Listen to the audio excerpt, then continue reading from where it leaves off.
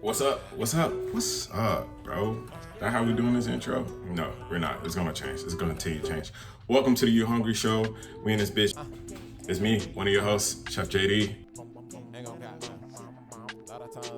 You hungry is what you believe in when you're in the zone. You know what I'm saying? Like, I'm a culinary artist, so that's what I do. So like, I'm hungry for like bringing food to life, bringing that experience to people who don't necessarily get a chance to eat, you know what I'm saying? Or are in the positions to dabble in some of the courses or some of the dishes that I get to hand out at work. So You Hungry is about just being the bridge between the food elites to the fast foodies, you know what I'm saying? So I'm that, you know what I'm saying? Food for the foodies, that's me. You Hungry Show is just a collaborative of chefs, of creators, no matter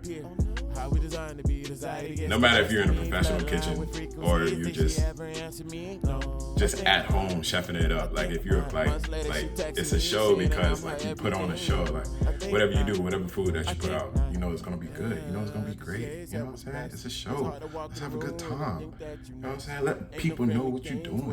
Let people know that you got goodness going. That's You Hungry. And put on a show doing it.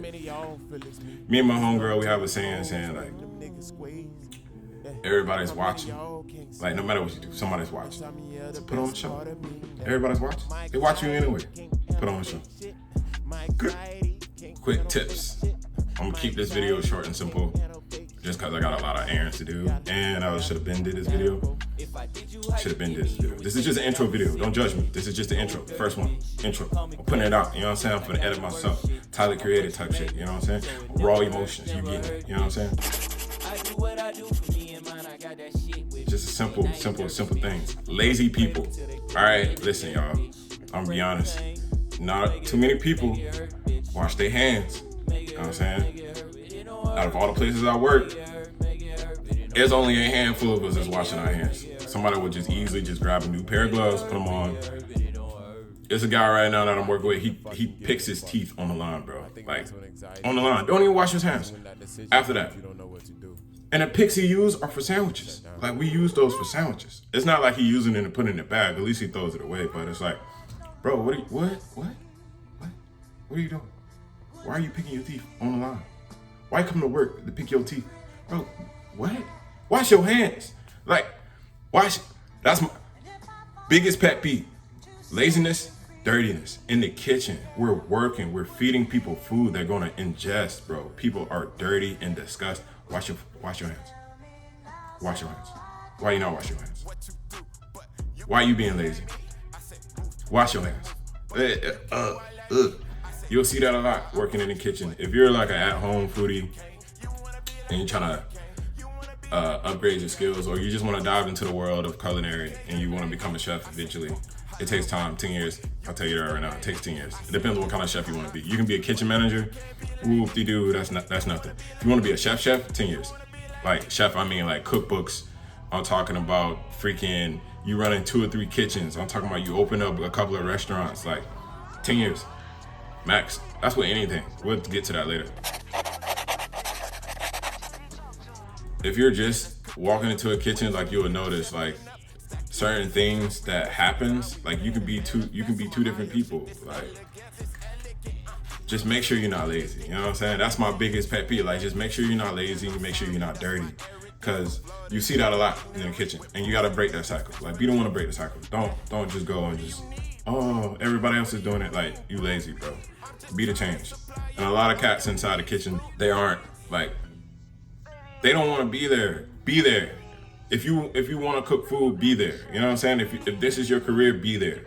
If not, don't just look at it as a job. If you do look at it as a job, get into the dish, bro. Get into the pit. Like don't try to be on the line and then this is just a job for me. Bro, move, bro. Because people are actually passionate about what they do.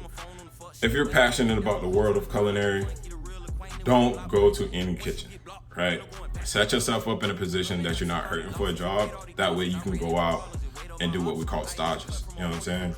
That's a working interview. That way you can work with the restaurant, and the restaurant can see what you bring to the restaurant. You can see what the restaurant can offer you. Like, just remember, you're a partner, bro. Like, you're creating their vision, and you're handing it out to the people that they trust you with. You know what I'm saying? So it's like, it's a partnership there. Like, you're not an employee, you're a partner.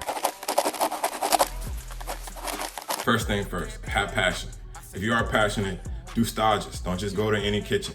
Learn your chefs. Do your research on who your chefs is, all their credentials, where they've been. It's a paper trail, trust me. In the world of culinary, in the world of these kitchens, these professional kitchens, it's word of mouth. So like, you always gonna know somebody that knows this person. You know what I'm saying? You know somebody that knows somebody that knows somebody. We all know that, man. You know, like, we all know that person.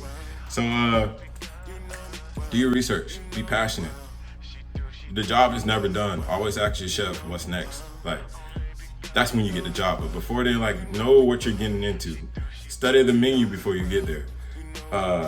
Have a little bit of knowledge of the food if you've never done it before, especially if you just fresh out of culinary school. Like, it's best to talk to the chefs. It's best to talk to your instructor in school, get their recommendations, go out there and talk to the chefs, man. Like, go to different restaurants, do stages before you even like become an employee, because you might not even like it.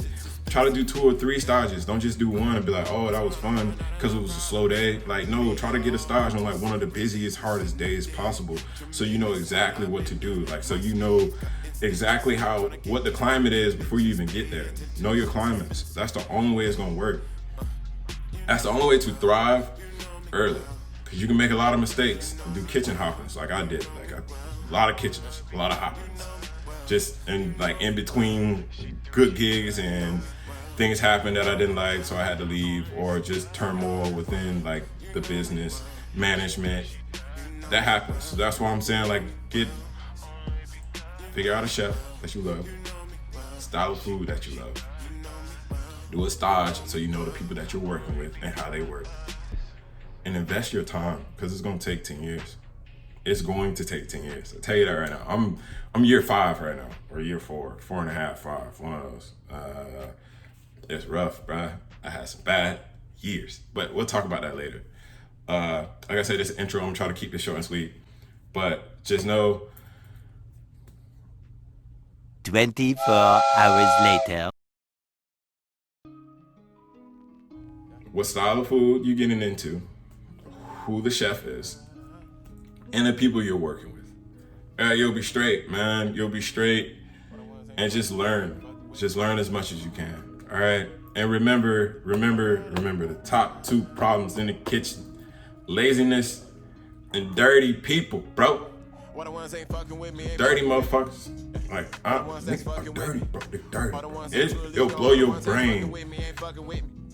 The laziness, the type of people who are lazy and dirty in the kitchen, it blows your brain, because you be like, are you serious? Like, why are you like this? Like, why are you like this? Who raised you to be like this? Why are you so disgusting? Why you don't know what you're doing is disgusting? Tangent. I was a kitchen manager, right, for a beachfront restaurant in St. Petersburg, Florida. Had a prep cook, right?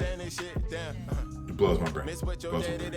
Prep cook. She says she's come from a fine dining restaurant. Blows my brain. No way. She wears her apron inside the restaurant. The lady uses the restroom with her apron on, and then proceeds to go back into the kitchen and prep food with her apron. Where? How's that okay? Totally. Young lady, please remove your apron when you go to the restaurant. Why? Because, what? I was done after that. Like, soon as I heard that why, I was already ready to leave. Like, I'm so glad I don't work there no more. But it's a simple fact that she didn't know what she was doing was wrong. Like, she didn't know that when you pee and you walk into a place where there is piss and feces, you cannot have anything on that you're gonna be using in the kitchen. Like, like, your apron is there so it can be that veil over your clothes, just cause like, we don't know how you living at home. Like, we don't know if you're dirty as shit. Like, so that apron is protecting all that. Like that apron is so the customers know that there's some trust going on. That like you got on a fresh apron, so that means when food bounce and hit your apron, it's clean. Not when it bounce and hit your shirt, it's dirty. You nasty. You know what I'm saying? Nasty. Disgusting people. But she didn't know, and it blew my brain. Same lady that'll walk around and touch that preps poultry with no gloves, but want to touch all the doors, knobs, pins, like everything. It's like, what's going on? What are y'all doing? How's this acceptable? Why is she still doing this? Like, why nobody got on her before I even got here? We'll touch on that later.